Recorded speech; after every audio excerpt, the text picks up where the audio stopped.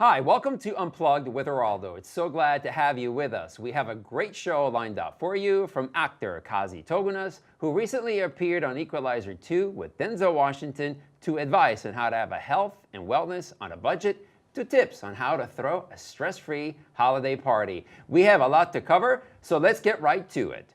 Joining me is rising actor star Kazy Tauginas, who has appeared on the TV series Blind Spot and Blue Bloods, to name just a few shows, and has been in hit films such as John Wick and The Broken Tower. Please help me welcome Kazy Tauginas. Hi, Kazy. How are you, man? Good. How you doing? How's it going? Yeah, it's going great. I can't believe you're here, man. I really am. I've read so much about you, and it's very interesting. But and your background is interesting as well too, and we'll touch that upon. But tell us a little bit about who you are and what made you go into the acting. Oh, wow. So, I'm primarily, I like to say that I'm a creative. Okay. I'm not just an actor, but, I write, I produce, I've directed. Right. What really happened in my life to kind of make me come to the realization that I wanted to be a creative. Right. I used to own a 24-hour diner in Newark, Delaware. Wow. Really close by, yeah. And when that must have been something. it was an experience. I was in my 20s running Wow. a 24-hour place, and it was an adventure. And when that adventure came to an unfortunate end, yeah, it brought me to a fork in the road where I had to really be real with myself as to what I wanted to do. Right. And I had that conversation, and the little voice on my shoulder was like, "Be an actor." Be an actor. So we went back to school, and January 2009, I enrolled in the New York Film Academy, and But before that, though, I have to say, you tried figure skating? Tell people a little about the figure skating, because I was like, wow, figure skating. Then you obviously get into boxing and all that, but figure skating, why figure skating? So when I was young, my parents, growing up in Chicago, wanted me to play all the sports. Okay. And every season, I would go from, we'd go baseball, we'd go soccer, we'd go basketball, winter would come around. Sports that everybody plays. Right. They wanted me to learn how to skate. And as I got older, I just really fell in love with it. And it became my sport of choice through, middle school and high school and even into college, where I attended the University of Delaware. Okay. And I really, now coming from, this entertainment background, I realized that it was really the performance aspect of skating that I really enjoyed. But I always had this other voice on my other shoulder that was like, you really should learn how to box. On your shoulders. Yeah, you gotta listen. You gotta listen to these voices. So the boxing thing was kind of as I got older, I really loved the sport, and I really wanted to learn how to do it. And when I kind of came to an end with figure skating, and I just really, there was only a couple of months where I segued into boxing, and both sports, I learned so much time management. Of course. It teaches you more than just the sport, right? There's a lot of other things. Yes. But let me touch up, and I'd be remiss if I don't touch upon Denzel Washington. Please tell us, how was it working with Denzel Washington? Well, anytime that you work with a legend, of course, it's the initial shock value first. Oh my God! Because you see someone that you've grown up watching, and you have to kind of keep the bravado of I'm not starstruck right now, and just be like, well, I'm business, we're good, let's do it. But he's so intense and focused that that moment of being starstruck is a fleeting moment. It's just gone, and you just get right into the work. My God. And he's so good at what he does. He's so intense, right? Yes, and it forces you to bring your A game as an actor, and I love that. Of course, that's what acting requires, right? To bring your A game every single time, right? 100%. And I'm sure Denzel brought it right out of you, right? Absolutely. And Antoine Fuqua, the director, he's an actor's director. That's right. And he really, really loves to see what actors can bring to the role. Of course. And between the two of them having the intensity and the focus and the freedom to be able to create with Antoine's directing style, it was one of those projects where it was literally being on set was a dream come true. And you played the villain, right, in the Equalizer? I played one of a team of four. There was four primary antagonists in the film, and I play Ari. Okay. And Ari is a former government operative turned private. Okay. Who used to work with Robert McCall, and playing a guy like that I like to think of villains as they're people too. Of course. Right? So everyone a little has demented, but right. they're people too, though, right? But everyone has a different motivation. True. So the thing is, like, when you're playing a villain, I don't think of myself as like, oh, I'm being this bad guy. Right. No, I'm doing a guy who I'm playing a guy who does things that other people are not willing to do for money. And for me, the biggest challenge playing Ari was really the physicality, the learning how to use automatic weapons, and you know, all of the very technical things that you need to do to learn how to portray a professional killer well on screen. And I really drilled with like stunt team to like get that. That was really important to me. That's important, right? That I moved properly. And, let's talk about Standing 8, because I want to get this in. Sure. Tell me a little bit about Standing 8. Okay, Standing 8 is a film, an award-winning film, short film that I wrote about a boxer who gets diagnosed with systemic lupus. Okay.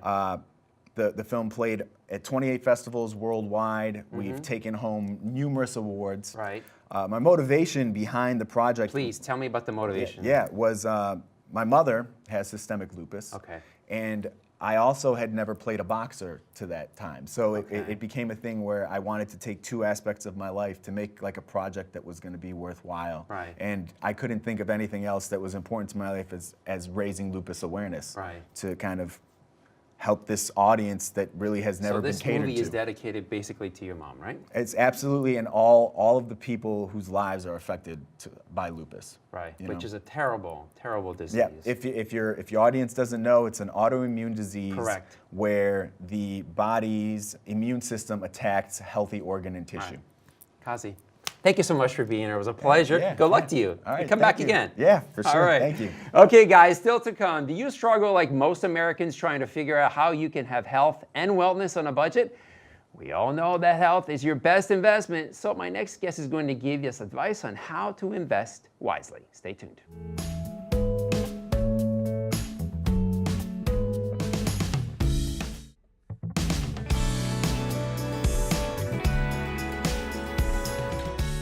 Welcome back. Each day we read more and more about the importance of achieving our optimal health and well-being naturally.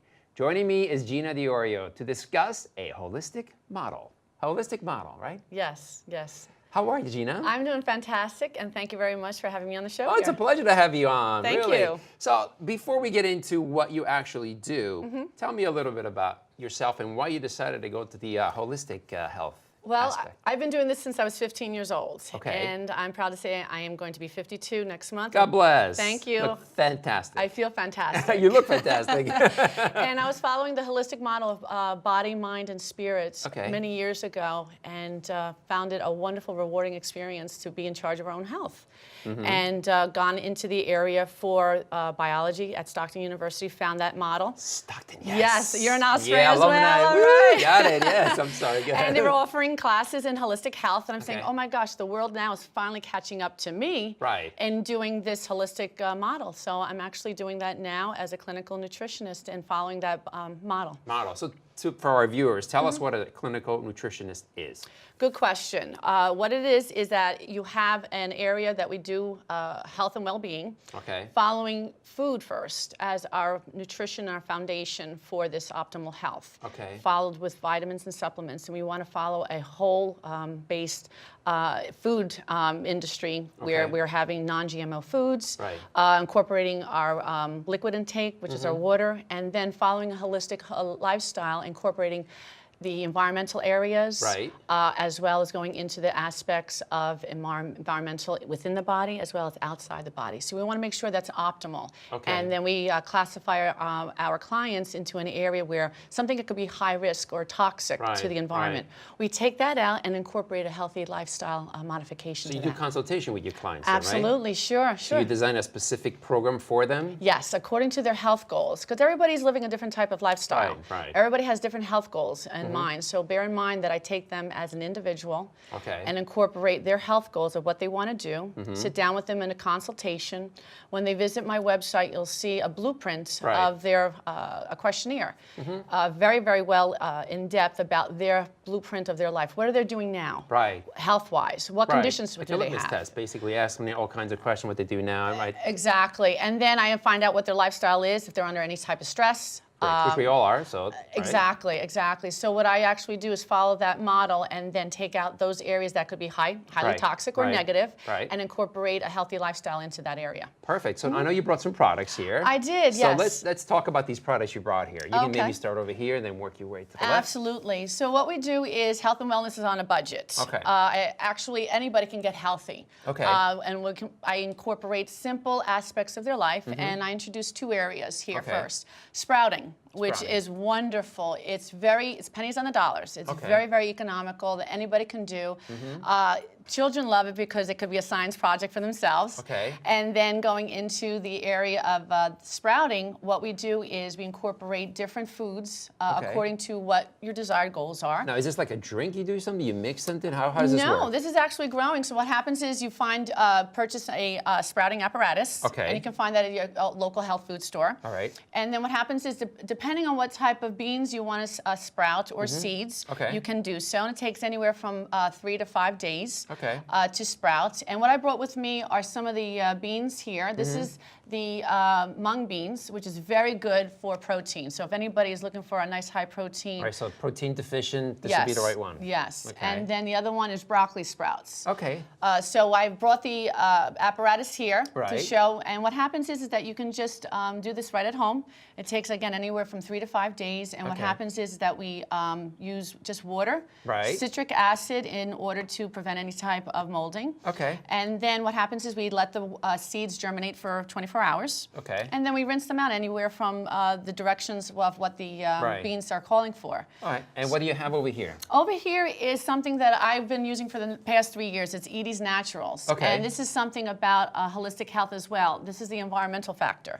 So here we have our inside factor to keep our body healthy by sprouting, and then we have our outside factor for keeping our body nourished. Okay, so you have like creams here. These are drops, I imagine? Or? Yes, serums. We also have a body scrub as well as a body butter. And what's happening is a lot of people that are using their daily healthcare products may be not aware that they can have some toxic chemicals in them. Okay. So we don't want to have that. So this is all organic, highly efficient. And these are on, where can you get these products? Oh, at Edie's.com, ediesnaturals.com. Okay. And also, it's great for the holidays. And what we can shop now is 10% off when they mention your name. Oh, excellent. Yes. So when they mention Eraldo, when they go to their the website, they can actually, at their shopping cart, take 10% off when they use the promo code Eraldo. And you have a website, your own website, right? What My own website is www.holisticandsolutions.com. Okay. And you can follow me on Instagram as well under Holistic and Solutions. Right. And I'll be more than happy to talk to you about your health. People can reach out to you there, right? Absolutely. And my telephone number is also 609-556-3741. Perfect. Gina, thank you so much for being here. Thank you so much for having me. No Appreciate problem. it. Thank you. Take care. Okay, guys, still ahead. We have a great topic, how to raise feminist girls and, yes, boys. Stick around. We'll be right back.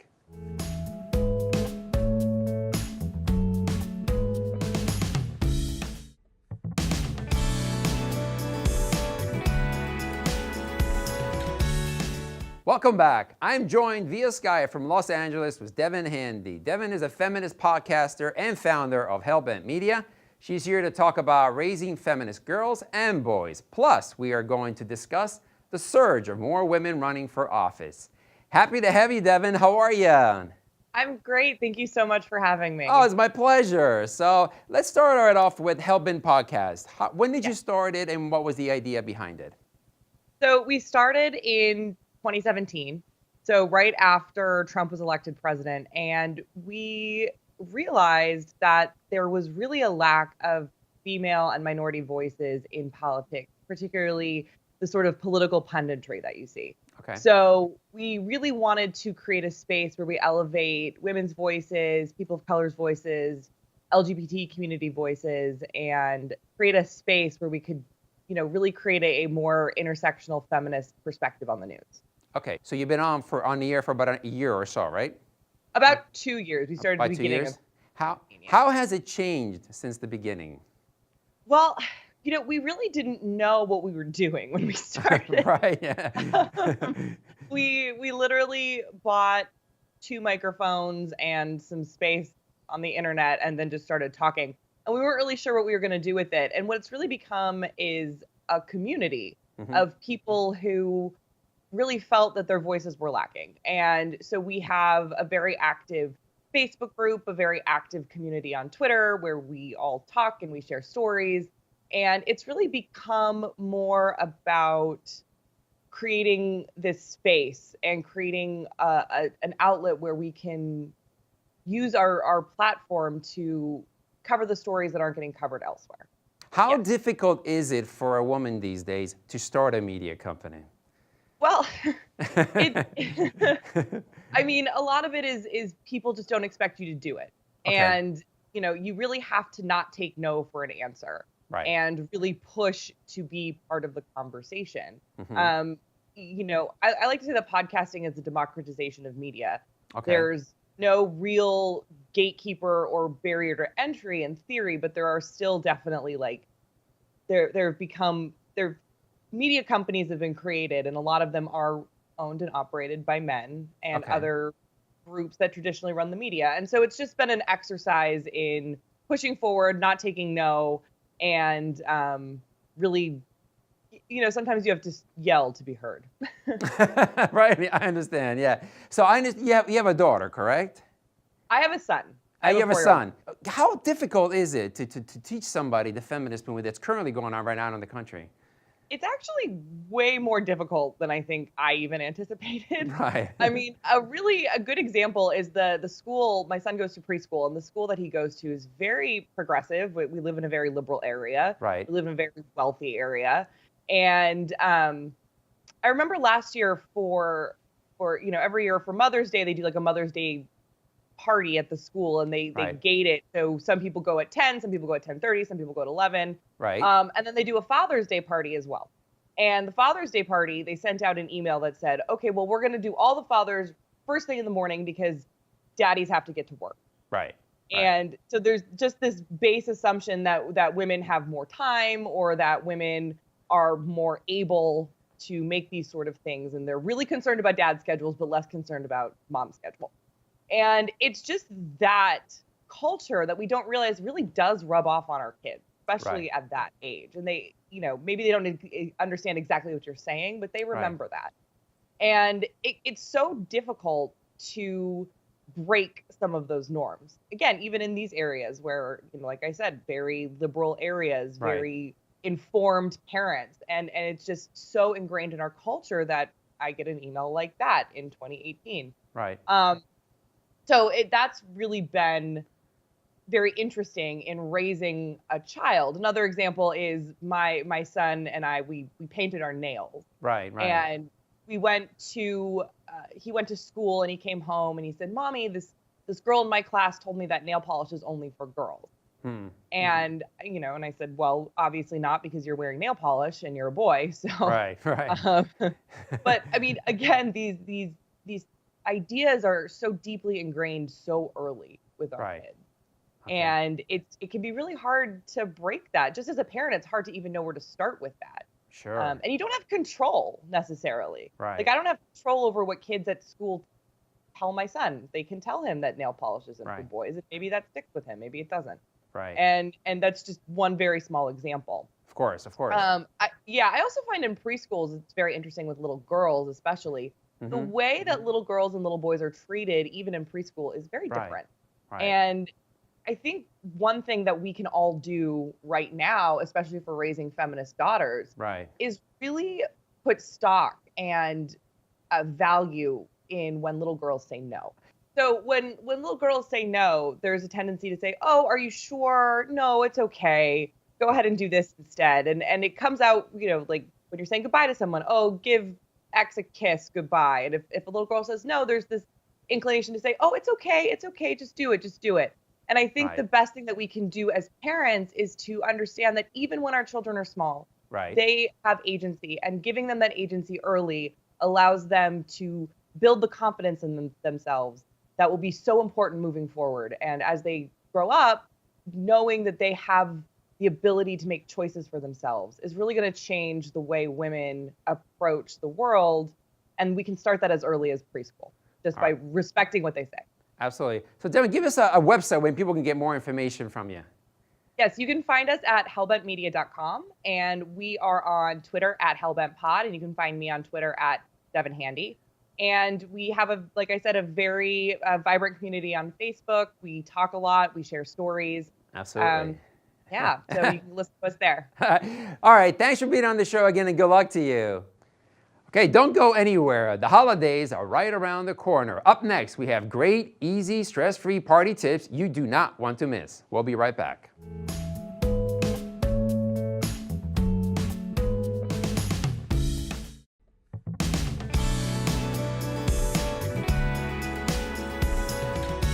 We are back. The holidays can be a happy and joyous time of the year. However, it can also be a stressful period for some people when it comes to planning festive gatherings. Here to help us diminish that stress is the founder of Party Host Helpers and national lifestyle expert, Renee Patrone. Hi, Renee. How are you? This nice is to see you. Amazing. It puts me right in the mood. Right? Right? You ready for Thanksgiving? Right? If it doesn't put me in the mood, there's something wrong with me, right? Yes, yes. How are you? I'm great. Thanks for having me. It's a pleasure. Listen, the holidays are just around the corner, so we're going to get into talking a little bit of what you have here. Sure. But first of all, how did you get started with Party Host Helpers? Well, over 10 years ago, I started an event planning firm, Events by Renee, local here in Philadelphia, and I kept having clients after I threw these huge, elaborate weddings for them come back to me and say, I'm doing something small at my house. Do you know a bartender? Do you know a server? Right, they always ask you those questions, Yeah, right? and of course I had connections and people that like to work, but I thought I could really make another business out of this. That's right. So 5 years ago, the light bulb went off. I remember it exactly, vividly, just right? like that. And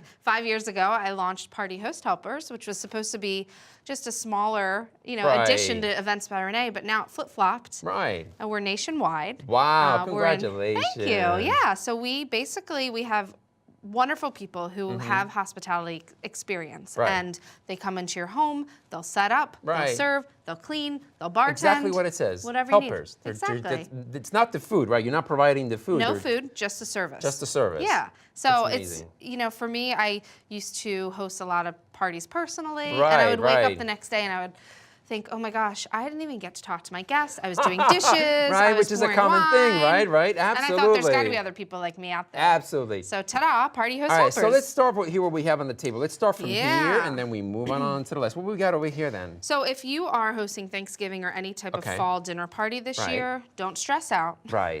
Don't stress out, right? A lot Easier of said people, than done, right? Right. Well, a lot of people think that they have to go buy an elaborate floral centerpiece from their local florist. I used things that I already had. Okay. But I started with this, and you can find this in craft stores, just burlap. And the width of it is exactly what you want it to be. Right. You can get just plain burlap. Mine has a little bit of glitter, some sparkle, because I like to jazz it up a little bit. Of course. And then I took pumpkins that I had on my porch, little jack-o'-lanterns that I had just sitting around my home.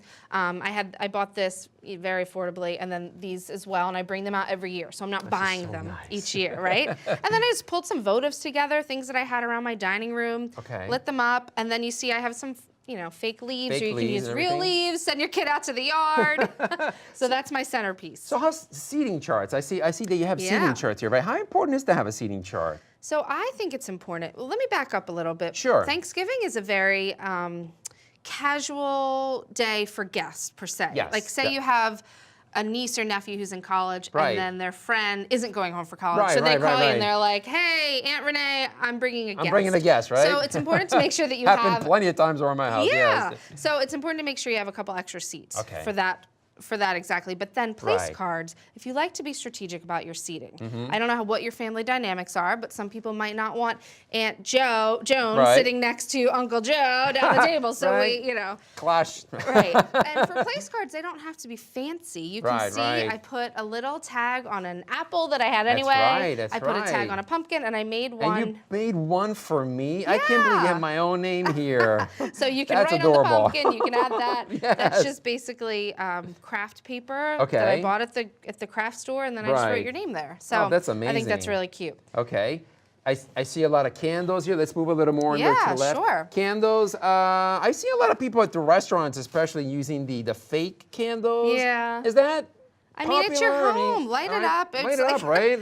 I mean, in some venues and restaurants, I guess it's a fire hazard, but I think this gives a nice glow. You know what I forgot, too, is that I can have you make me a quick centerpiece as well. If you just have a large cylinder vase, you just take some pumpkins, throw them in. Throw them in here? Yeah. Okay, let's do it. White, orange. Beautiful. And then get a branch from maybe your garden or, again, something fake from the craft store and pop it in there. Right. It looks good, just like that. It looks good, just like that, right? Yeah. That's amazing. That is all. And what do we have over here, Renee? We got some products. I made a really easy appetizer. So it's apple brie crostini. So I got a baguette, I cut it, I put a little brie on it, little apple butter, a slice of the apple that you have, throw them in the oven, and you look super fancy, and it's very easy. You can drizzle some honey on top of there if you want. I already made some. So you just take out the honey and just pour it right here, right? Easy. And what is here over here? Just that's it. Yeah, we made them ahead of time for you. It's the apple butter, the brie, and then a slice of apple. Your party host helper can serve those and put them in and out of the oven as well. That's amazing. So that's amazing. So you're local here, or you're going to be nationwide? We are correct? nationwide. We're in over 30 cities. So 30 cities. Most major cities, but yeah, in the tri-state area, Delaware Valley, we have a ton of helpers, and Thanksgiving is specifically our busiest day of the year. So. We have tons of helpers available to help you with your Thanksgiving day. Is there a website where people can get all the information? Yeah, www.partyhosthelper.com. And one more thing, then I noticed that you were once named the queen of the scene. So is that true? That is true. That is true. Well, yeah, you should be proud of it, right? Yeah. Mm-hmm. God, that's great to hear. You have to be out and about. You have to be out and about. And also, you were Best Philly 2018, right? Yeah, so that was exciting. exciting. Oh, God, that's amazing. Yeah. Congratulations. Thank you. Thanks for being here. Of course. Thank you. Okay, guys, thanks to all of my guests for being here today, and thanks to all of you home for watching. Make sure you tune in next time for another wonderful show. Also, join me on social media at Eraldo Maglara so our conversations can continue and I can know what topics and guests you would like to see right here on Unplugged with Eraldo. See you next time. The preceding was sponsored by Fitness Training by Eraldo Incorporated.